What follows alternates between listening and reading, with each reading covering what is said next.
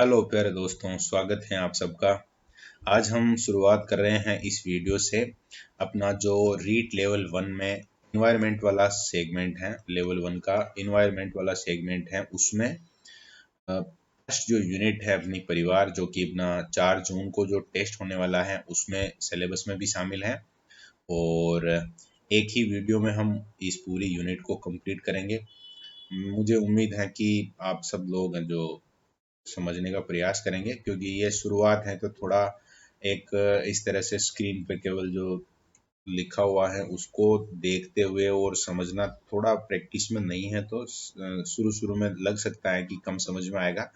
लेकिन एक बार अगर आपने मतलब कि देखना शुरू कर दिया तो इस तरह की क्लास में जो फ्लो रहता है तो निश्चित रूप से आपका ये टॉपिक परिवार वाला है वो कंप्लीट हो जाएगा। और एक बार आपको शुरू में नोट्स नहीं बनाने हैं, पहले आप एक बार आराम से पूरा वीडियो देख के और टॉपिक को समझ लेंगे।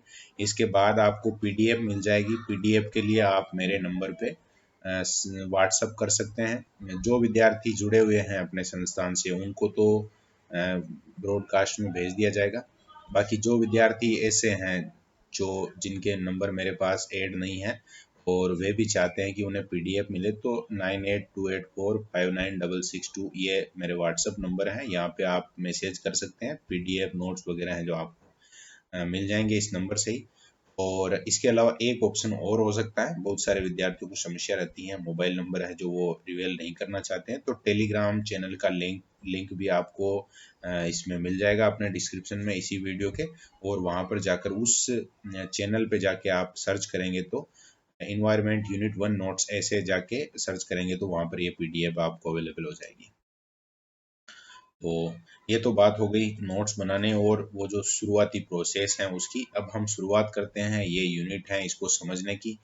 तो शुरुआत में सबसे पहले जैसे यूनिट है अपनी परिवार, तो जितने स्टूडेंट ये वीडियो देख रहे हैं सब कोई ना कोई परिवार से ही आते हैं।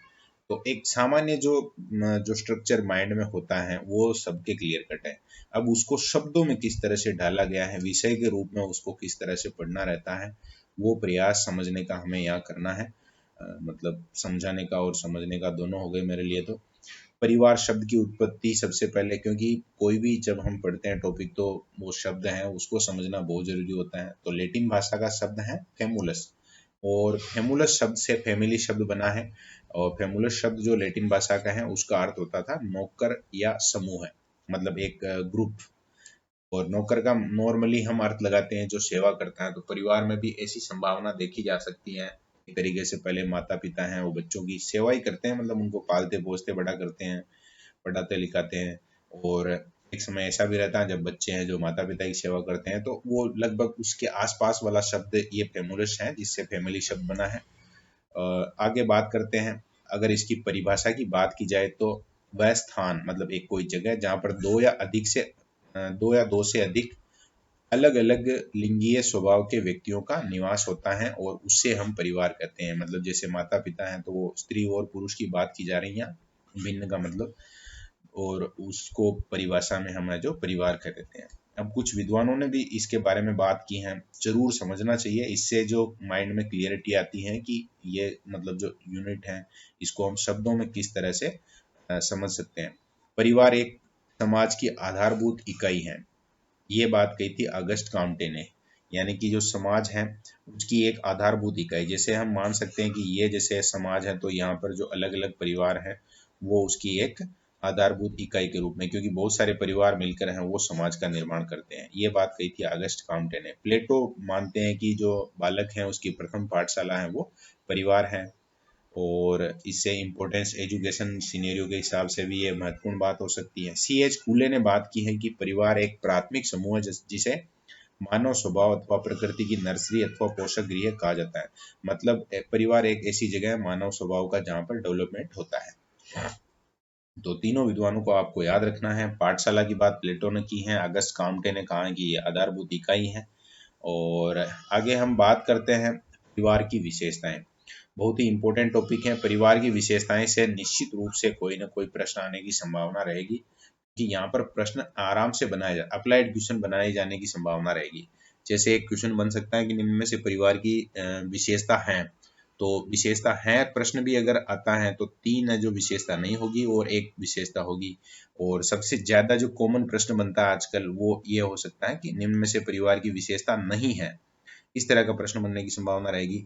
तो बहुत अच्छे से ये जो विशेषताएं हैं इनको याद रखना है, समझना है आपको। जैसे पहली है कि काम्टे ने जो बात कही है वही वापस है यहाँ पर, समाज की आधारभूत इकाई है वो परिवार है। फिर बालक की प्रथम पाठशाला जो प्लेटो ने बात कही है, तो ये दोनों तो हमने परिभाषा में देखा था, तो ये याद रह जाएगी आपको। फिर तीसरा है समान आवास, समान भोजन और सामाजिक क्रियाओं का साथ साथ उपयोग, मतलब कि एक परिवार में निवास कर रहे हैं तो वो जो आवास है उनका सेम रहेगा, भोजन भी वो बैठ के साथ भोजन कर रहे हैं तो जो भोजन है वो भी अलग अलग होने वाला नहीं है, सामाजिक क्रियाकलाप है उनके भी लगभग एक जैसे होंगे। तो और ये आगे लिखा हुआ रीड 2017 में आया हुआ क्वेश्चन है, तो फिर हम बात कर रहे थे कि ये इम्पोर्टेंट हो सकता है, तो निश्चित रूप से अब आपको और ध्यान देना है।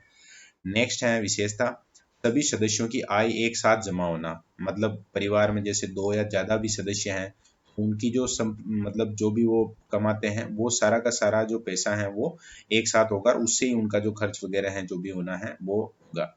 फिर बच्चों के लालन पालन की जिम्मेदारी माता पिता अथवा संरक्षक की होती है, जैसे बच्चे हैं जो खुद पैसा नहीं कमाते हैं तो उनका लालन पालन है जो कौन करेंगे, तो उसकी जिम्मेदारी परिवार में माता पिता या संरक्षक की होती है। विवाह के उपरांत परिवार का निर्माण, ये विवाह के उपरांत इसीलिए लिखा गया है कि फिर वहाँ जो स्त्री पुरुष वाली बात आई है वो यूनिट है जो हो जाएगी।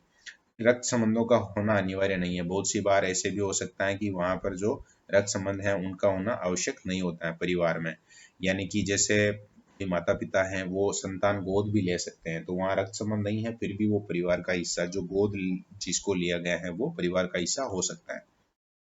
बच्चों के बीच अपनत्व का भाव होना, परिवार तभी है जब भी अपनत्व का भाव है, नहीं तो फिर परिवार एक तरीके से नरक बन जाएगा अगर ये भाव नहीं है तो। तो ये हमने परिवार की विशेषताएं देखी हैं, और मुझे उम्मीद है कि ये टॉपिक है जो जरूर बहुत अच्छे से समझ में आ गया, क्योंकि ये अपने परिवार की ही बातें हैं, लगभग जो हम जी रहे हैं वो जीवन है, वो सारी की सारी बातें यहाँ पर एक मतलब शब्दों में पिरो दिया है उनको, बाकी कुछ भी विशेष नहीं है। एक बार अगर आपने अच्छे से समझ लिया तो इससे कोई क्वेश्चन आएगा वो आराम से आप हल कर पाएंगे। आगे बात करते हैं परिवार के प्रकार के बारे में।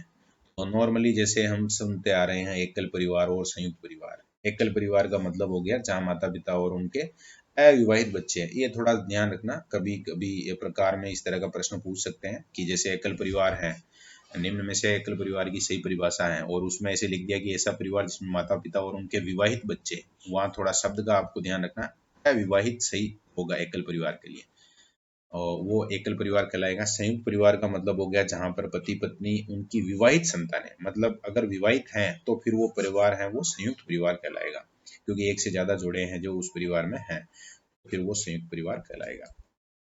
परिवारों का विघटन, आजकल बहुत भयंकर लेवल पे ये समस्या है, और मतलब बहुत सारी कारण भी हैं इसके, सामाजिक कारण भी कह सकते हैं, लोगों की महत्वाकांक्षा या जो एजुकेशन है, बहुत सी बार हम ऐसे सुनते हैं कि शिक्षा के कारण जो चीज़ें बेहतर होती हैं, लेकिन कहीं कहीं थोड़ी समस्या भी आती है।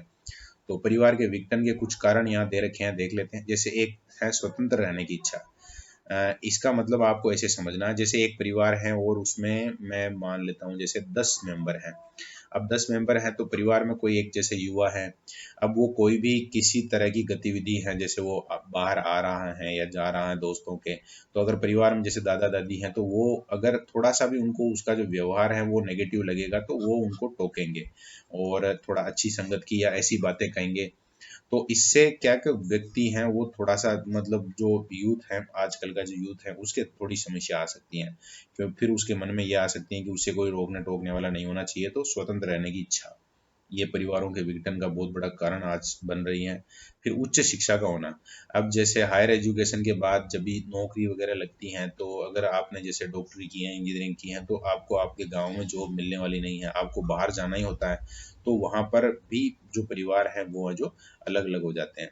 निर्धनता अथवा बेरोजगारी का होना, यहाँ पर ऐसे समझ सकते हैं हम कि जैसे कोई व्यक्ति गरीब है, अब ज्यादा मेंबर उसके परिवार में है तो उनका लालन पालन करना मुश्किल हो जाता है, तो फिर वो परिवार है विकसित हो जाते हैं। और परिवार की आर्थिक स्थिति का निम्न होना, बहुत सारी चीजों का जो कारण होता है, बहुत सारे अपराधों का कारण होता है, बहुत सारी बर्बादी का कारण होता है, वो यही होता है। तो ये परिवारों के विघटन के कारण अपने सामने है 4, और प्रश्न इस तरह का पूछा जा सकता है कि निम्न में से परिवारों के विघटन का कारण है अथवा नहीं है। ये चीजें आपको ध्यान रखनी है, इसके आधार पर आप क्वेश्चन हल कर पाएंगे। नेक्स्ट है आपसी संबंध। तो आपसी संबंध का तो चाचा चाची, दादा दादी, मामा मामी, बुआ फूफा, इस तरह से जैसे जो सारे के सारे जो संबंध है परिवारों के, वो हैं जो यहाँ देख सकते हैं। और ये जो यूनिट हम देख रहे थे, बात कर रहे थे, वो परिवार के बारे में थी। परिवार के बारे में जो विशेषताएं हैं उसमें हम बहुत सारी चीजें हैं जो थोड़ा और मतलब बड़े लेवल पर ले जा सकते हैं। साथ ही जो 2 प्रकार और हमने देखे हैं, जैसे एकल परिवार है, तो एकल परिवार को और जैसे केंद्रीय परिवार भी कहते हैं, या न्यूक्लियर फैमिली भी आजकल इसके लिए एक शब्द यूज होता है। तो और इनकी अलग अलग विशेषताएं भी हम कह सकते हैं। मोटे मोटे तौर पर हम अपने आसपास देखते हैं, जैसे कि एक माता पिता हैं या एक कोई व्यक्ति हैं, तो उसके 3 बेटे हैं, 4 बेटे हैं, वो अलग अलग रहने लग गए। तो जब तीनों बेटे हैं जो साथ में रह रहे थे तो उसको संयुक्त परिवार कहेंगे, और जब वो अलग अलग रहने लग गए तो उसको हम एकल परिवार कह देंगे। तो परिवार के बाद अब जो परिवार वाला टॉपिक है, इसके बाद हम बात करते हैं आगे। अपने पास है सामाजिक बुराइयां। इस टॉपिक पर हमें बात करनी है। तो सामाजिक बुराइयां, बुराइयां का मतलब क्या है? वैसे ये यूनिट या सिलेबस में हमारे क्यों है उसका भी कारण है, क्योंकि कोई भी शिक्षक जब भी शिक्षक बनेगा तो उसकी जो स्थिति है वो ऐसी रहने वाली है कि वो बहुत स्वाभाविक रूप से है जो समाज का मतलब बहुत वो एक तरीके से महत्वपूर्ण अंग होता है।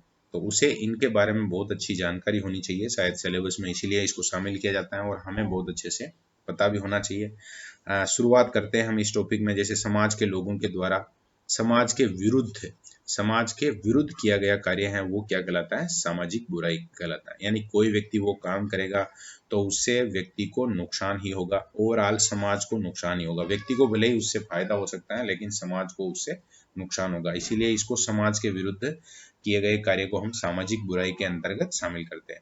अब सामाजिक बुराइयां जो हैं उनमें महत्वपूर्ण बुराइयां 4-5 नाम देख लेते हैं। जैसे बाल श्रम है, बाल विवाह है, दहेज प्रथा है, चोरी है, धूम्रपान अथवा नशे मतलब जो नशाखोरी है, नशेड़ीपन है, वो सामाजिक बुराइयों के अंतर्गत आते हैं। जैसे बाल श्रम है, तो बाल श्रम है वो किस तरह से समाज के विरुद्ध है। जो बालक है उसके सर्वांगीण विकास के लिए उसका पढ़ना, खेलना, कूदना, ये चीजें हैं जो उसकी जो सुकुमार अवस्था होती है उसमें आवश्यक होती हैं। लेकिन अगर कोई बालक है वो कहीं काम करने लग जाता है, उसको अगर नियोजित कर दिया जाता है, कोई कारखाना है, फैक्ट्री है उसमें, तो फिर उसका जो बचपन है वो लगभग खत्म सा हो जाता है।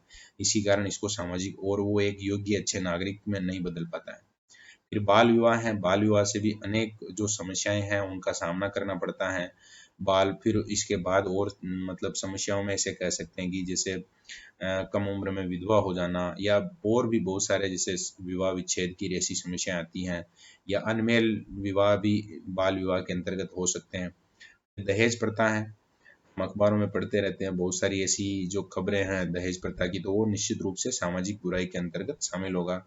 पूरी बेरोजगार और इस तरह के जो नशेड़ी टाइप के लोग हैं, सट्टेबाज और ऐसे, तो उनकी एक मतलब भयंकर समस्या आ सकती है, और समाज के विरुद्ध है। जो आराम से खुद व्यक्ति काम कर रहा है उस व्यक्ति को फिर वहाँ समस्या होती है, तो समाज के विरुद्ध है। धूम्रपान या नशा, आज लाखों लोग हैं वो नशे के कारण बहुत सारी बीमारियां होकर मर रहे हैं, लेकिन वो ओवरऑल है जो समाज के खिलाफ ही, उस बात को हम मान सकते हैं। अब कुछ चीजें आगे जैसे एक्ट वगैरह दे रखे हैं, तो ये इम्पोर्टेंट सेगमेंट हो सकता है इस पूरे के पूरे अपने इस क्लास का। देखिए बाल श्रम है, बाल श्रम को रोकने के लिए सरकार ने बाल श्रम निषेध अधिनियम बनाया था 1986 में। हालांकि कोई भी जो अधिनियम है उसका एग्जीक्यूशन कितना बढ़िया हो पाता है वो थोड़ा अलग मैटर है, लेकिन हमें एग्जाम के हिसाब से इसको बहुत अच्छे से याद रखना है। जैसे एग्जाम में पूछा जा सकता है कि भारत में बाल श्रम निषेध अधिनियम किस वर्ष जारी किया गया, किस वर्ष लागू किया गया, तो 1986। ऐसे ही बाल विवाह निषेध अधिनियम 2006 में पारित हुआ था। हालांकि जो बाल विवाह है, शारदा एक्ट जो 1929 का है, तब से उसके लिए अलग अलग बहुत सारे जो कानून अधिनियम वगैरह बनते जा रहे हैं, लेकिन ये जो लेटेस्ट है वो हमें याद रखना है। दहेज निषेध अधिनियम 1961 में बना था। और चोरी के बारे में अगर हम बात करें, आईपीसी की धारा 378 से लेकर 462 तक उसमें चोरी के जो अलग अलग प्रकार हैं उनको परिभाषित किया गया है।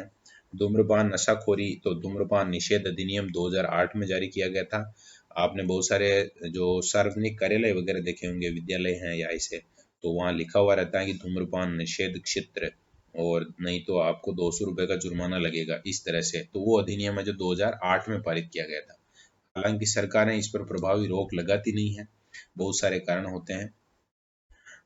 चलो थोड़ा विस्तार से बात करते हैं हम इनके बारे में। जैसे बाल श्रम है, तो सरकार द्वारा निर्धारित आयु से कम आयु के बच्चों से काम करवाना है, वो बाल श्रम कहलाता है। अब परिभाषा में आपको ऐसे समझना, जैसे बाल श्रम शब्द से पता चल रहा है बालक के द्वारा श्रम करना, ठीक है ना। लेकिन इसमें जो महत्वपूर्ण बात है वो है ये, सरकार द्वारा फिक्स की जाती है एज, कि भाई इतने साल का बच्चा है वो फैक्ट्री में जा सकता है, इतने का नहीं जा सकता है। और आयु जब शब्द आया है यहाँ, तो इसको समझेंगे हम। जैसे अनुच्छेद 24 में लिखा हुआ है कि 14 साल से कम का जो बच्चा है उनको आप किसी खान में है जो नियोजित नहीं कर सकते हैं, किसी भी ऐसी फैक्ट्री में है जो नहीं मतलब नियोजित नहीं कर सकते जहाँ पर उसके लिए जो हार्मफुल हो सकता हो, मतलब किसी तरह की उसको समस्या आ सकती हो, या ऐसा काम है जो थोड़ा सा रिस्की है, तो वहाँ पर आप उसको नियोजित नहीं कर सकते हैं। ये बात कही गई है भारतीय संविधान के अनुच्छेद 24 में। इसके अलावा जैसे कारखाना अधिनियम है, उसमें वो 15 साल से कम के बच्चे को कारखाने में आप नियोजित नहीं कर सकते काम के लिए। और खान अधिनियम 1952 में भी उसको जो एज जैसे डिसाइड की गई कि 18 साल से कम का बच्चा है वो खान में काम नहीं कर सकता। आगे जो भी बुराई है, निश्चित रूप से उस बुराई के पीछे कोई ना कोई कारण होते हैं, कोई ना कोई मजबूरी होती है। जैसे कोई माता पिता, अगर आप सोचिए, अगर कोई माता पिता है जो किसी तरह की उनके कोई समस्या नहीं है, तो क्यों अपने बालक को है जो वो इस तरह की जो खराब परिस्थिति है उसमें रखना चाहेंगे। लेकिन कुछ कारण होते हैं, जैसे एक है जनसंख्या में वृद्धि होना। बहुत ज़्यादा जब जनसंख्या है तो फिर इस तरह की स्थिति उत्पन्न होती है। निर्धनता, बेरोजगारी का होना, जैसे कोई एक व्यक्ति है वो निर्धन है पूरी तरह से, या उसके पास कोई रोजगार वगैरह नहीं है, तो बच्चों को अच्छा पोषण, बढ़िया खाना वगैरह और शिक्षा नहीं दे सकता है। फिर उसको बच्चे को ही अगर खाना चाहिए, मतलब अपना जीवन जीना है, तो उसको काम करना शुरू करना पड़ता है। तो निर्धनता इसका बहुत बड़ा कारण हो सकती है।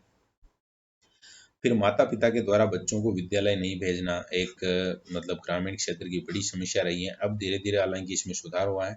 सस्ता श्रम, ये भी एक मतलब एक बढ़िया ऑप्शन हो जाता है बहुत सी बार। जब छोटा बालक होता है तो उसको कम रेट पे कम पैसा दे के और काम करवाया जा सकता है।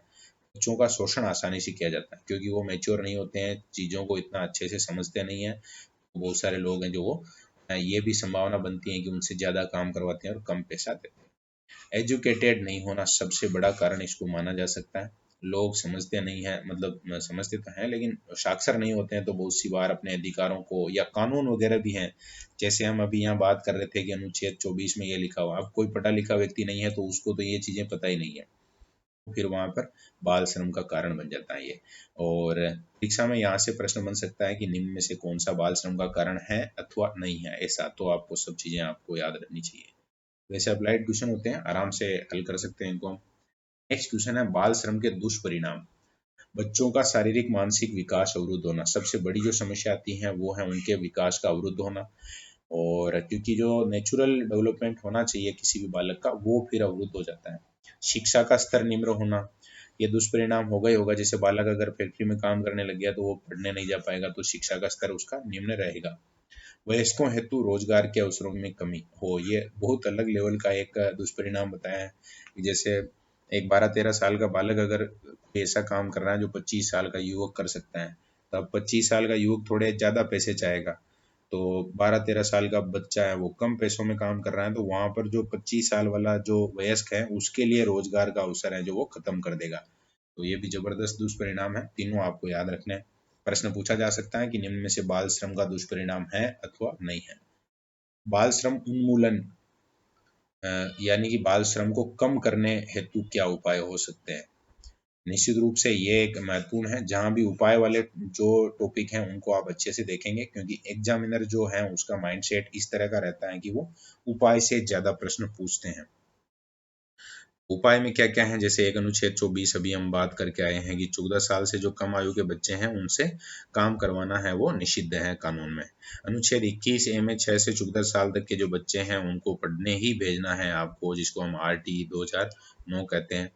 अनुच्छेद 39 में लिखा हुआ है कि किसी भी पुरुष और महिलाओं को किसी भी कार्य में नहीं लगाया जाएगा जो उनकी आयु के अनुसार न हो। पुरुष और महिला शब्द लिखा है, इसका मतलब कभी भी आपको ये नहीं समझना है कि वो जो बालकों के बारे में बात नहीं कर रहे हैं, और एज ग्रुप के हिसाब से यहाँ पर बात की जा रही है कि अगर उनकी उम्र के अनुसार वो काम नहीं है, सरकार ने वहाँ पर तय कर रखी है कि इससे ज़्यादा उम्र का होना चाहिए, तो उसको उस काम में नियोजित नहीं किया जा सकता है। कानूनी प्रावधानों में देखो, एक गुरुपद स्वामी समिति बनी थी 1979 में, और उन्होंने सिफारिश की थी, और इसी के आधार पर 1986 में बाल श्रम निषेध अधिनियम भी बनाया गया था। अगर कोई व्यक्ति इसका उल्लंघन करता है तो उसको 3 माह से लेकर 1 साल तक की सजा होती है, और 2016 में इसमें अमेंडमेंट करके और इसको 2 साल कर दिया गया है। अधिकतम मिनिमम है जो 3 माह की जगह 6 माह कर दिया है। हालांकि इस तरह की चीज़ें हैं जो आती नहीं हैं, बहुत मतलब अपने यहाँ का जो परिवेश है या स्ट्रक्चर ही ऐसा है कि मतलब जो सज़ा वगैरह मिलना है थोड़ा मुश्किल है, लेकिन हमें कानूनी रूप में याद रखना है 1986 में क्या प्रावधान है। 2016 से ये 6 माह से लेकर 2 साल तक की सज़ा का इसमें प्रावधान है। आगे है सरकारी नीतियाँ। 14 अगस्त 1987 में श्रम एवं बेरोजगार मंत्रालय द्वारा बाल श्रम निषेध नीति 1987 बनाई गई थी। अलग से एक पॉलिसी है गवर्नमेंट की, और इसमें बहुत सारे जो अलग अलग स्ट्रक्चर बताए गए हैं। तो ये कौन से मंत्रालय द्वारा बनाई गई, तो ये थोड़ा ध्यान रख लेना, श्रम एवं रोजगार मंत्रालय। बहुत सारी संस्थाएं भी काम करती हैं बालकों के लिए। तो संस्थाओं में जो प्रकार हो सकते हैं, जैसे वर्ल्ड लेवल पर है बहुत सारी संस्थाएं, नेशनल लेवल पर भी हैं, स्टेट लेवल पर भी हैं। तो जैसे यूनिसेफ की बात करें अगर, यूनाइटेड नेशंस की जो इंटरनेशनल चाइल्ड और इमरजेंसी फंड यूनिसेफ के नाम से जो जाना जाता है, तो विश्व स्तर पर ये काम कर रहा है। स्थापना हुई थी 11 दिसंबर 1946 को, और मुख्यालय कहाँ है, तो न्यूयॉर्क में है, और भारत है इसका सदस्य बना था 1949 में। तो इस तरह का प्रश्न आ सकता है। वैसे संभावना भारत के जो राष्ट्रीय स्तर पे जो काम करने वाले संगठन है उनकी ज़्यादा संभावना रहेगी, लेकिन हमें यूनिसेफ के बारे में भी थोड़ा सा याद रखना है। और यूनिसेफ को कैसे याद रखेंगे, तो थोड़ा सा 2-3 शब्दों को थोड़ा ऐसे महत्व देख के या मतलब अंडरलाइन करके हम याद रख सकते हैं। जैसे CE है तो चाइल्ड इमरजेंसी है यहाँ पर, तो इस हिसाब से हमें याद रह जाएगा। नेक्स्ट है राष्ट्रीय स्तर पर बाल श्रम उन्मूलन प्राधिकरण का गठन हुआ था 26 सितंबर 1994 को, जो 2017 में क्वेश्चन भी पूछा गया है। इसका मतलब ये एक महत्वपूर्ण प्रश्न यहाँ से हो सकता है, रिपीट भी हो सकते हैं बहुत सी बार प्रश्न। और मुख्यालय कहाँ रहेगा, तो नई दिल्ली में मुख्यालय है इसका।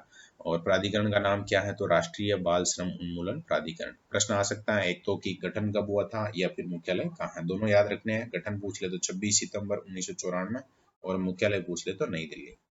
इसके अलावा राष्ट्रीय बाल अधिकार संरक्षण आयोग 2007 में बना था। 5 मार्च 2007 में इसका गठन हुआ था, और जिसमें एक अध्यक्ष होते हैं और 6 सदस्य होते हैं, यानी 7 सदस्यीय संरक्षण आयोग है राष्ट्रीय बाल अधिकार संरक्षण आयोग। 5 मार्च 2007 को इसका गठन हुआ था। हम राजस्थान के मतलब अपने राज्य स्तर के जो आयोग हैं उनकी बात करें अगर, तो राजस्थान राज्य बाल अधिकार संरक्षण आयोग है। 23 फरवरी 2010 को ये गठित हुआ था, तो ये भी आपको याद रखना है। और यहाँ से 2017 में क्वेश्चन आया था, राष्ट्रीय स्तर का पूछा गया था, तो विश्व स्तर का भी याद होना चाहिए। राष्ट्रीय स्तर पर एक और जो संरक्षण आयोग है वो भी याद होना चाहिए, और जो राज्य स्तर का है वो भी आपको याद रखना है। इनकी तारीखें आपको याद रखनी पड़ेगी, क्योंकि कठिन प्रश्न अगर बनाना है तो वो तारीख पूछी जाएगी, और फिर आप अगर याद नहीं करके जाते हैं तो वहाँ नुकसान हो सकता है। आगे दूसरी बुराई की बात कर रहे हैं। जैसे पहला जो टॉपिक था अपना बाल श्रम, तो बाल श्रम टॉपिक है जो वो कंप्लीट है। बाल श्रम के कारण हो गए बहुत सारे, उसके जो कानून अधिनियम हैं, उपाय हैं, और बालकों के संरक्षण के लिए जो नेशनल या जो इंटरनेशनल लेवल पर जो संगठन काम कर रहे हैं वहाँ से प्रश्न बनने की संभावना रहेगी, तो उनको सबको आप बहुत अच्छे से समझेंगे, याद करेंगे, नोट्स में भी लिखना पड़ेगा। आगे है यूनिट बाल विवाह। यूनिट तो क्या कहेंगे इसको, दूसरी जो सामाजिक बुराई है बाल विवाह। नाम में ही स्पष्ट है, ये तो बाल विवाह का मतलब हो गया कि गवर्नमेंट ने जो फिक्स कर रखी है एज, उससे कम आयु के बच्चों का अगर विवाह किया जा रहा है तो वो बाल विवाह कहलाएगा। इसमें जो महत्वपूर्ण बात है वो ये है कि ये जो एज है वो गवर्नमेंट के द्वारा निर्धारित की जाती है। वर्तमान में अभी जो सरकार ने तय कर रखी है वो एज लड़के के लिए 21 साल है और लड़की के लिए 18 साल है। बाल विवाह के कारण क्या है, तो बाल विवाह के कारण में पहला तो हो गया माता पिता द्वारा बेटियों की शादी को बोझ समझना। तो रूढ़िवादी जो लोग होते हैं उनकी ये टेक्निकल समस्या है। तो हमें ये याद रखना पड़ेगा कि बेटियों की शादी को लोग जो माता पिता हैं बहुत सारे ऐसे रूढ़िवादी, सब तो नहीं, कुछ लोग हैं जो समझते हैं, इस कारण भी वो एक ही साथ सारी बेटियों की शादी कर देते हैं, या थोड़े कम उम्र में अगर शादी करते हैं तो पैसा नहीं लगता, कम लगता है। शिक्षा का अभाव, लोग अगर पढ़े लिखे हैं, जागरूक हैं, समझदार हैं, तो फिर बाल विवाह की संभावना है वो कम हो जाएगी। फिर परिवारों की आर्थिक स्थिति का निम्न होना बहुत बड़ा कारण मुझे लगता है व्यक्तिगत रूप से कि ये भी होता है बाल विवाह का। आर्थिक स्थिति कमजोर होने के कारण फिर जैसे दो या जैसे गाँव में तो ज़्यादा भाई बहन हो सकते हैं, मतलब कि ज़्यादा संतानें हो सकती हैं किसी भी दंपति की, तो वो एक साथ उनकी शादी कर देते हैं, और उसका कारण होता है कि उनको अलग अलग मतलब शादी करने का जो खर्चा है वो नहीं उठा सकते हैं। फिर रूढ़िवादी परंपराओं का होना सबसे बड़ा कारण यही हो सकता है, क्योंकि शुरू से ही ये बाल विवाह की परंपरा चल रही है तो उसी हिसाब से चलती आ रही है बस। बाल विवाह के दुष्परिणामों के प्रति जागरूक न होना, लोग बाग हैं जो बहुत सारे जैसे रिश्ते वगैरह टूटते हैं, कुछ होते हैं, लेकिन लोग बाग जागरूक नहीं है, और जहाँ जागरूक नहीं है वहाँ संभावना फिर जो बुराइयां हैं उनके पनपने की रहती है। इससे नुकसान क्या होते हैं? तो नुकसान क्या है जो बात करते हैं, जैसे बच्चों का शारीरिक मानसिक विकास न होना, वही है कि जैसे कोई लड़की है उसकी शादी है जो 10-12 साल की उम्र में हो गई, ससुराल भेज दिया, तो उसका शारीरिक मानसिक विकास है वो अवरुद्ध होता है निश्चित रूप से। शिक्षा से वंचित रह जाना, ये एक महत्वपूर्ण दुष्परिणाम इसको कह सकते हैं। महत्वपूर्ण तो क्या है, मतलब खतरनाक दुष्परिणाम कह सकते हैं कि उसकी जो शिक्षा दीक्षा है वो रुक जाएगी बीच में। लड़कियों का स्वास्थ्य ठीक नहीं रहना, अगर कोई लड़की है जो कम उम्र में माँ बनती है तो निश्चित रूप से उसके स्वास्थ्य पर बहुत भयंकर दुष्परिणाम हो सकते हैं। बाल विवाह के पश्चात उत्पन्न होने वाली संतानों का अस्वस्थ होना, और फिर वही चीजें हैं जो आगे कंटिन्यू होती है। सर्वश्रेष्ठ परिवार का निर्माण न होना, अगर जो सामान्य प्रक्रिया के तहत या नेचुरली जो एज होनी चाहिए वो अगर नहीं है तो फिर जो फैमिली है वो भी डिस्टर्ब ही रहेगी। जनसंख्या वृद्धि भी फिर एक कारण हो सकता है, निश्चित रूप से दुष्परिणामों के अंतर्गत उसको भी शामिल किया जा सकता है। और यहाँ से भी ये प्रश्न बनने की पूरी संभावना है। अप्लाइड क्वेश्चन बनेगा कि निम्न में से बाल विवाह का दुष्परिणाम है अथवा नहीं है, तो सभी दुष्परिणाम आपको याद रखने हैं। आगे हम बात करते हैं कि सरकार ने क्या क्या प्रयास इसको रोकने के लिए किया है। तो सबसे पहले आपको याद रखना है शारदा एक्ट 1929 में, हरविलास शारदा अजमेर के थे ये, और इन्होंने प्रयास किया था, और 1 अप्रैल 1930 में ये एक्ट बन गया था। बाद में 1949, 1978 और 2006 में इनमें संशोधन भी हुआ। 78 में विवाह की आयु है वो 18 वर्ष लड़कों के लिए थी, और लड़कियों के लिए है जो 14 वर्ष थी। इसको फिर 2006 में 21 वर्ष और 18 वर्ष कर दिया था। 2006 में नया कानून बनाया गया था जिसका नाम बाल विवाह निषेध अधिनियम 2006, जो जिसको हम कह सकते हैं कि जो अंतिम कानून है। अब आज दिन तक का अद्यतन जो अपडेट है वो 2006 का ये कानून है। यह 1 नवंबर 2007 से लागू है, और इसका अगर आप उल्लंघन करते हैं तो 2 साल की आपको सजा हो सकती है, 1 लाख रुपए का जुर्माना हो सकता है। सजा भी ध्यान रखनी है, कभी कभी ऐसे प्रश्न पूछ लिया जाता है कि कितनी वर्ष की सजा का प्रावधान है या कितना जुर्माना हो सकता है, तो वो प्रश्न फिर टफ बन जाता है, तो थोड़ा आप ध्यान रखेंगे इसका। बाल विवाह के संबंध में महत्वपूर्ण तथ्य और क्या क्या है। सर्वाधिक जो विवाह होते हैं, विवाह हैं ये, वो अक्षय तृतीया या अक्का तीज को होते हैं। ऐसा माना जाता है कि अबूझ सावे होते हैं, और मतलब कोई वो अपने यहाँ पर नॉर्मली जैसे हम बात करें तो विवाह से पहले सावे वावे निकाले जाते हैं, तो वो हैं जो सावे निकालने की आवश्यकता नहीं है अगर इस तिथि को शादी कर रहे हैं, तो फिर ज्यादातर बाल विवाह इस तिथि को हो जाते हैं। भारत का प्रथम लिखित और प्रमाणिक बाल विवाह हर्षवर्धन के काल में देखने को मिलता है। मतलब अगर हम बहुत ज़्यादा इतिहास में डेप्थ में जाते हैं तो वहाँ पहली बार है जो इस तरह की स्थिति है जो किस समय आई थी, तो हर्षवर्धन के समय आई थी। और यहाँ जो हमारे पास जो इतिहास में उपलब्ध जो जानकारी है उसमें है कि हर्षवर्धन ने अपनी छोटी बहन राजश्री का विवाह कन्नौज के शासक गृहवर्मन के साथ करवाया था, जबकि उसकी जो राजश्री की जो उम्र है वो 12 साल की ही थी उस समय। फिर है सर्वाधिक बाल विवाह है। अगर हम बात करें राज्यों के हिसाब से तो सबसे ज़्यादा बाल विवाह हैं वो बिहार में होते हैं, और अनुसूचित जाति जनजाति के लोगों में ये और ज़्यादा संभावना है। कम से कम बाल विवाह की बात अगर करें तो हिमाचल प्रदेश में, ये भी एक महत्वपूर्ण प्रश्न बन सकता है। यहाँ से ध्यान रखेंगे आप, सर्वाधिक बिहार में, न्यूनतम हिमाचल प्रदेश में। और तीसरी सामाजिक बुराई जिसकी हमें बात करनी है, दहेज प्रथा।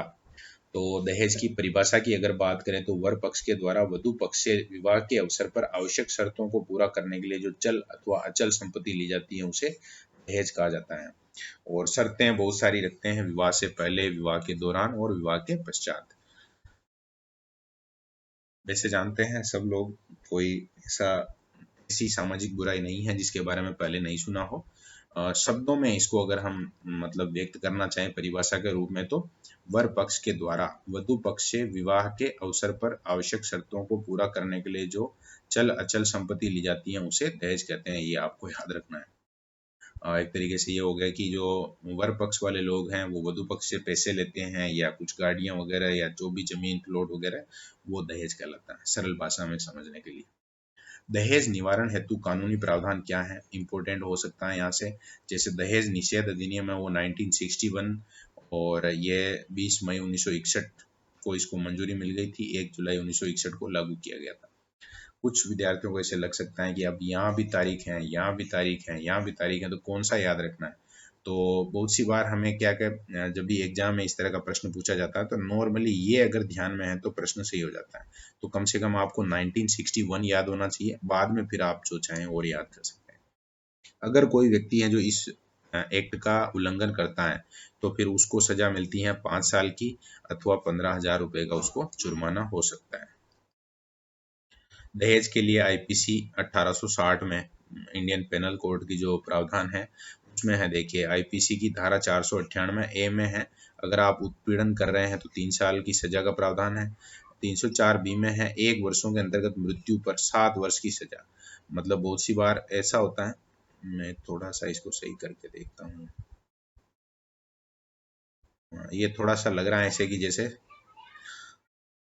नोट्स में है 7 वर्षों के अंतर्गत, ये इसको 1 नहीं 7 ही पढ़ना चाहिए। और अगर लड़की है उसकी डेथ हो जाती है तो उसका जो मतलब ससुराल है उस पक्ष के लोगों को 7 साल की सजा होगी।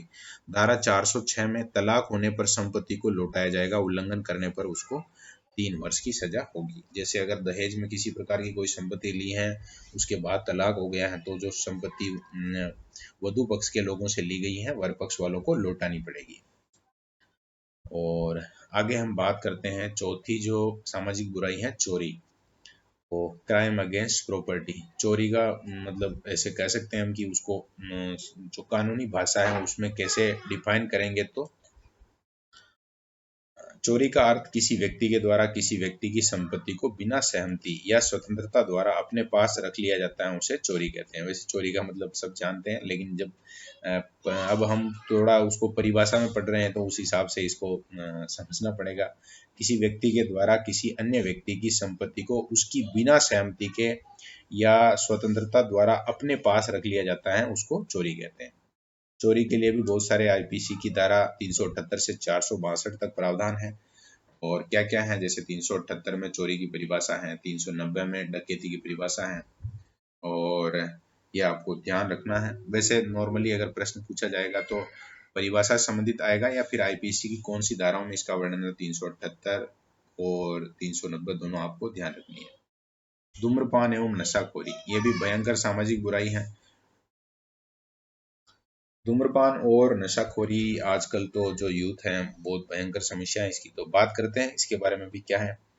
सार्वजनिक धूम्रपान निषेध अधिनियम 2008 में बना था। 2 अक्टूबर 2008 को इसको लागू कर दिया गया सरकार के द्वारा, और अगर आप इसका उल्लंघन करते हैं तो आपको 200 रुपये का जुर्माना भरना पड़ता है। और होता क्या है, जान गए आप, सार्वजनिक स्थान पर आप जो बीड़ी सिगरेट नहीं पी सकते हैं, मतलब आपके घर पे आराम से पी सकते हैं, सरकार ने परमिशन दे रखी है। तगड़ा है कानून।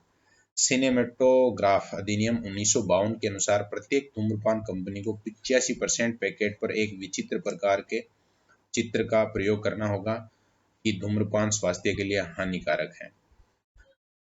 हाँ, सरकार सीधा बैन नहीं करती है, बस जैसे आप सिगरेट की एक पुड़िया खरीद रहे हैं तो उसका 85% भाग है, जैसे ये वाला भाग है, इस पे तो लिखा हुआ होगा कि ये है जो आपके लिए हानिप्रद है, और लोग बाग हैं जो हानि भी गलत लिखने में आ रहा, मेरे तो छोटी होती मात्रा। और इस तरह की एक मतलब सरकार के द्वारा पॉलिसी है जिसको क्या कहते हैं, सिनेमेटोग्राफ। नारकोटिक्स ब्यूरो, इसका गठन हुआ था मार्च 1986 में, और जिसका मुख्यालय है वो नई दिल्ली में है। और ये काम क्या करती हैं, तो नशा और इससे रिलेटेड बहुत सारी जो घटनाएं होती हैं उसकी जांच पड़ताल करने का काम ये ब्यूरो करता है। एक है नेशनल एंटी डोपिंग एजेंसी, जिसको नाडा के नाम से जानते हैं हम। इसका शॉर्ट फॉर्म है मतलब नेशनल एंटी डोपिंग एजेंसी का। इसकी स्थापना हुई थी 14 नवंबर 2005 को, और इसका जो मुख्यालय है, हेडक्वार्टर है, वो भी नई दिल्ली में है। ये नेशनल लेवल की एजेंसी है और इसका काम होता है, जैसे डोपिंग शब्द आया इससे आपको याद आ गया होगा, उसी बार क्या होता है कि खेल से पहले कोई खिलाड़ी है वो थोड़ा नशा कर लेता है, जिससे कि उसको थोड़ी ताकत एक्स्ट्रा मिल जाए और वो खेल जीत जाए मतलब। तो चेक वगैरह कर लिया जाता है, या फिर जो भी है जांच जांच वगैरह होती है बाद में। वैसे खिलाड़ियों की डोपिंग टेस्ट में फेल अगर होता है तो फिर वो उसकी जो जीत वगैरह है उसको रद्द कर दिया जाता है, या फिर उसको अयोग्य भी बहुत सी बार घोषित कर दिया जाता है खेल के लिए। और जो ये अपनी एंटी डोपिंग एजेंसी है, इसके एम्बेसडर है, ब्रांड एम्बेसडर है, वो सुनील शेट्टी है। वैसे प्रश्न पूछा जाना मुश्किल है, लेकिन याद रह जाए तो आपको याद रखना है। बाकी ये तारीख आपको याद रखनी है, 24 नवंबर 2005। फिर है वाडा, वर्ल्ड एंटी डोपिंग एजेंसी। 1999 में इसका गठन हो गया था 10 नवंबर को। और ये भी वही है, क्योंकि डोपिंग की बात आ रही है तो खिलाड़ियों की बात आएगी आएगी। इसका जो हेडक्वार्टर है वो कनाडा में है। WHO, वर्ल्ड हेल्थ ऑर्गेनाइजेशन, इसकी स्थापना हुई थी 7 अप्रैल 1949 को, ये आपको पक्का याद रखना है। और जेनेवा स्विट्जरलैंड में इसका मुख्यालय है। विश्व स्वास्थ्य दिवस मनाते हैं हम 7 अप्रैल को, इसी WHO के स्थापना दिवस को। विश्व तंबाकू दिवस मनाते हैं 31 मई को, यानी कल परसों में मनाना है। विश्व नशा मुक्ति दिवस है वो 26 जून को। महत्वपूर्ण नशीले पदार्थ। ऐसे कौन कौन से नशीले पदार्थ हैं जो हमारे समाज में है, जो आम है, ज्यादातर लोग बाग उनका उपयोग करते हैं? वो तंबाकू है। तंबाकू का जो वैज्ञानिक नाम है वो है निकोटिना टेबेटम, और निकोटीन उसमें होता है। अफीम, काला सोना, पेपेवर सोमनीफेरम इसका वैज्ञानिक नाम है। और इसका जो पूरा का पूरा पौधा है उसका जो फल होता है वो मतलब नशे में यूज होता है, इस तरह से लेटेक्स वगैरह होता है उसका जो भी। पैथेडीन, नशीले पदार्थों की लत को दूर करने के लिए जिस टेक्निक का यूज किया जाता है उसको कहते हैं पैथेडीन। इंपॉर्टेंट शब्द है, अब इसको याद रखना आपको। मतलब उसको इतना मतलब भयंकर तरीके से व्यक्ति को उससे मतलब नशे से दूर करने के लिए कि वो जब भी उस नशे की तरफ अगर देखता भी है तो उसको उल्टी हो जाती है, इस तरह का पदार्थ होता है वो। नशीले पदार्थों की लत को दूर करने के लिए उपयोग किया जाता है। ये आपने सुना होगा बहुत सी बार, आपके आसपास भी अगर कोई ऐसा व्यक्ति है जो नशा ज़्यादा करता है तो उसको किसी एक ऐसी स्पेशल जगह भेज देते हैं जहाँ की नशा छुड़ा रहे हैं, तो वहाँ उसको पैथेडिन दिया जाता है। और इस प्रकार से हमने जो सामाजिक बुराई वाला जो चैप्टर था अपना उसको कंप्लीट कर लिया है। उम्मीद है कि मतलब आधा घंटा आपका जाएगा लेकिन चीज़ें समझ में आएगी। और एक बार जब आप नोट्स बनाएंगे, 8-10 बार जब दोहरान करेंगे, उसके बाद भी अगर एग्जाम में कोई प्रश्न है जो मिस हो जाता है तो फिर वो तो बहुत अलग किस्मत की बात हो जाएगी। अब आगे बात करते हैं हम वस्त्र एवं आवास। ये टॉपिक भी क्योंकि अपनी फर्स्ट यूनिट में शामिल है तो इसको देख लेते हैं, बहुत हार्ड नहीं है, बहुत सरल सा टॉपिक है। तो बात करते हैं, जैसे वस्त्र का वर्गीकरण भी कर सकते हैं हम, जैसे ऋतुओं के आधार पे हैं, राज्यों के आधार पे भी निश्चित रूप से यहाँ से प्रश्न भी बनता है, इसको पक्का याद रखेंगे अपन। और वस्त्रों का रख रखाव की बात करेंगे। आवास में मनुष्यों के आवास भी हैं, जीव जंतुओं के आवास से प्रश्न पूछे जाते हैं, तो इसको भी बहुत अच्छे से हमें देखना है।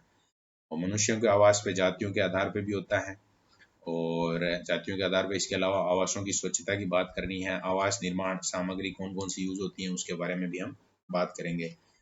शुरुआत करते हैं, वस्त्र की परिभाषा पढ़नी पड़ेगी अभी, जबरदस्त है।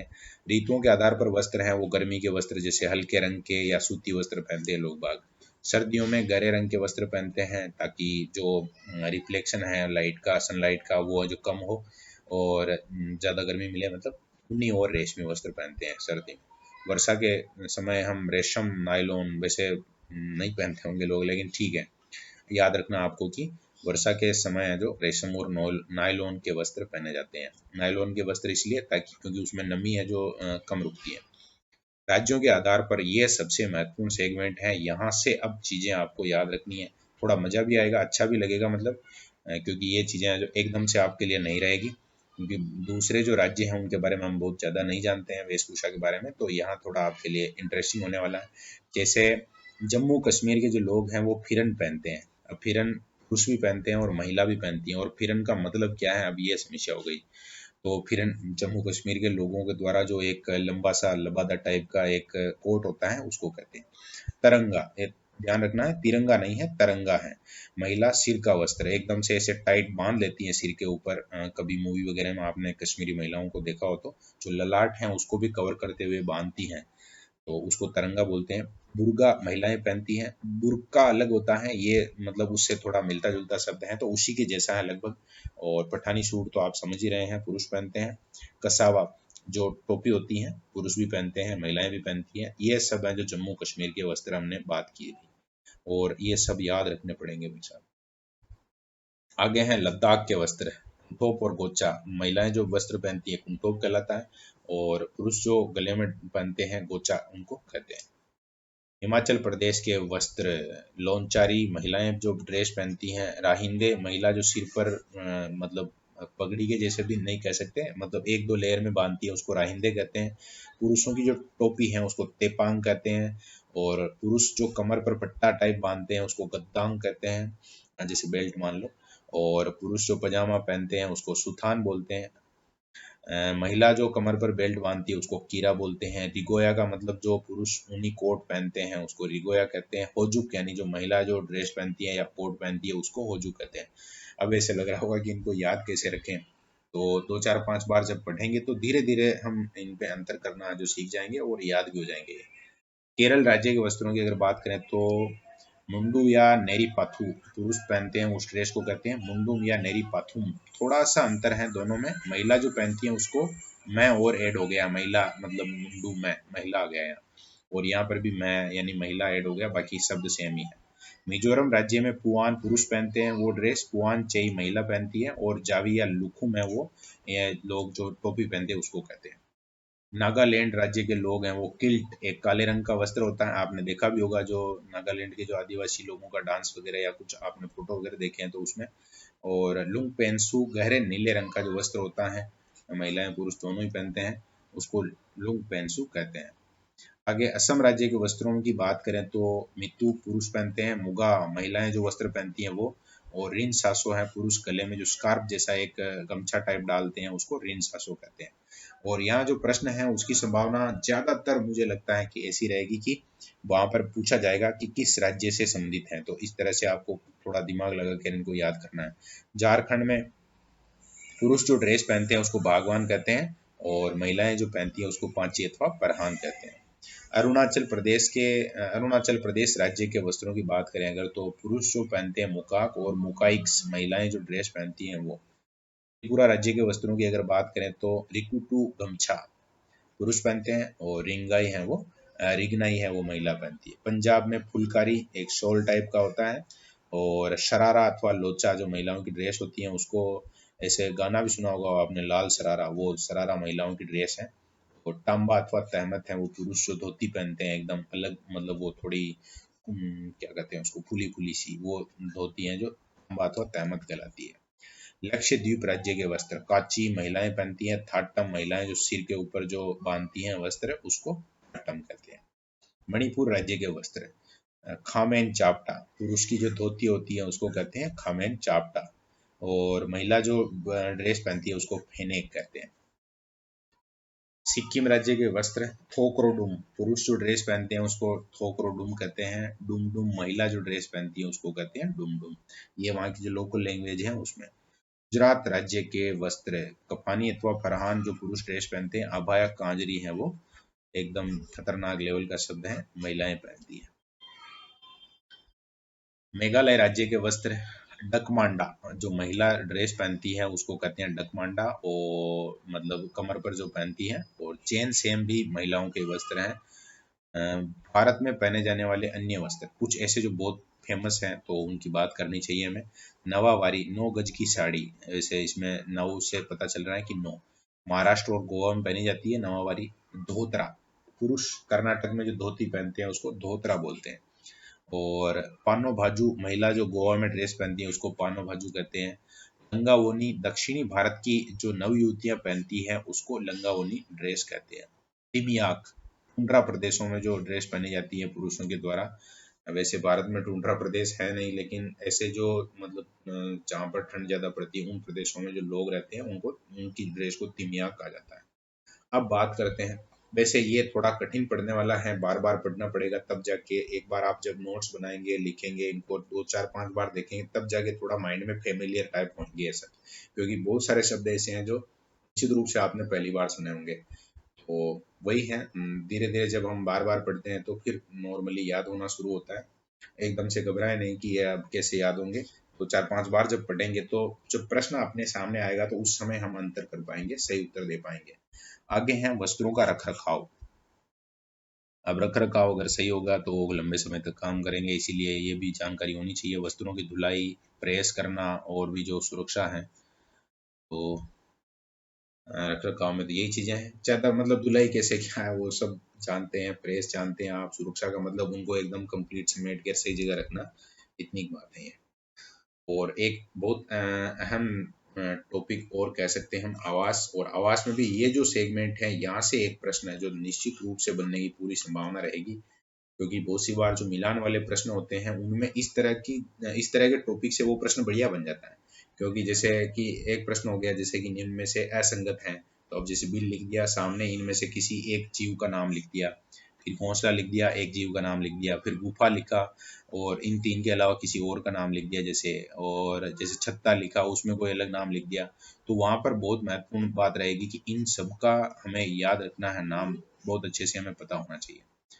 तो बात करते हैं सबसे पहले, जैसे बिल है, बिल में कौन कौन से जीव जंतु रहते हैं, तो सांप, चूहा, खरगोश, चींटी और गोयरा। 2011 में राजस्थान पुलिस का एग्जाम हुआ था, उसमें रीजनिंग वाले पोर्शन में एक प्रश्न आया था। उसमें इस तरह से दे रखा था कि शेर अनुपात गुफा, ऐसे ही खरगोश अनुपात, और फिर 4 ऑप्शन थे जिसमें एक बिल था, गड्ढा और ये, तो उसमें फिर बिल सही करना था। यानी प्रश्न बनने की संभावना तो रहती है। तो ध्यान रखना है, सांप के अलावा चूहा, खरगोश, चींटी और गोयरा ये सब है जो बिल में रहते हैं। चिड़िया, कबूतर, बुलबुल ये सब घोंसले में रहते हैं। गुफा में शेर के अलावा लोमड़ी और भालू भी निवास करते हैं। पेड़ की शाखाओं पर बंदर हैं, चील हैं, कौवा हैं, ये रहते हैं। घर, छिपकली, कुत्ता और बिल्ली, जैसे हम जहाँ रहते हैं उसी में दीवारों के ऊपर घूमती रहती हैं छिपकली। और कुत्ते भी हैं, वो बहुत सारे जो पालतू मतलब लोग बाग पालते हैं तो वो घरों में निवास करते हैं, बिल्लियां भी। छत्ता, मधुमक्खी के अलावा ततैया, वो लगभग एक ही जैसा शब्द है, तो मधुमक्खी अथवा ततैया है, उनके घर को छत्ता कहते हैं। जल में मछली और मेंढक रहते हैं, और भी जो जलीय जीव हैं वो आ जाएंगे। बाड़ा अथवा छप्पर, जैसे गाय, भैंस, बकरी, भेड़, इनके लिए बनाया जाता है तो बाड़ा या छप्पर कहते हैं उसको। घोड़ा जहाँ रहता है उसको कहते हैं अस्तबल, ये महत्वपूर्ण हो सकता है, ध्यान रखना है। मुर्गी जहाँ रहती है उसको कहते हैं दड़बा, और मकड़ी जहाँ बना के रहती है घर उसको कहते हैं जाला। तो महत्वपूर्ण है, वैसे सब चीजें जो नॉर्मल है, मतलब कोई ऐसी विशेष बात नहीं है, लेकिन ध्यान रखनी है। और मनुष्यों के आवास में जातियों के आधार पर, मतलब अलग अलग जैसे जनजातियां तो घास फूस के, बांस के ऐसे मकान बनाती हैं, वो वर्गीकरण की बात की जा रही है। आवासों की स्वच्छता के बारे में भी अगर बात करें तो, जैसे सामान्य जो संस्कृति है अपनी भारतीय संस्कृति, सुबह उठ के और एकदम झाड़ू वगैरह निकालना, वो सब स्वच्छता में आ जाएंगे। आवास निर्माण की सामग्री है तो शुरुआती दौर की अगर हम बात करें तो जैसे मिट्टी है, घास फूस और बांस वगैरह, लकड़ियां ये। और आधुनिक आजकल की अगर बात करें तो जैसे आरसीसी वगैरह ये हो गई हैं, तो वो सारी बातें इसमें आ जाएगी। तो जहाँ जिन टॉपिक से प्रश्न बन सकते थे वो हमने बहुत अच्छे से मतलब प्रयास किया है कि वो समझ में आए। और आपने अगर यहाँ तक क्लास को देखा है तो जरूरी आपका जो डेडिकेशन लेवल है, या मतलब मुझ पर जो विश्वास है, वो एकदम बहुत ज़बरदस्त है। क्योंकि हम जब यूट्यूब पे, हमारे हाथ में मोबाइल है और यूट्यूब है, तो इन क्लासों के अलावा भी बहुत सारी ऐसी चीज़ें हैं जो हमें ज़्यादा आनंद दे सकती हैं, या ज़्यादातर जो लोग बाग हैं वो उनको ही देखते रहते हैं। अगर आप क्लास को देख रहे हैं तो निश्चित रूप से कहीं ना कहीं थोड़ी समझदारी है, और एग्जाम में इसका बहुत बेनिफिट होने वाला है। तो ये जो अपनी पहले यूनिट की हम बात कर रहे थे, जहाँ पर सामाजिक बुराइयां, परिवार और आवास अथवा वस्त्र वगैरह, इनके बारे में हमने मतलब कि डिस्कस किया।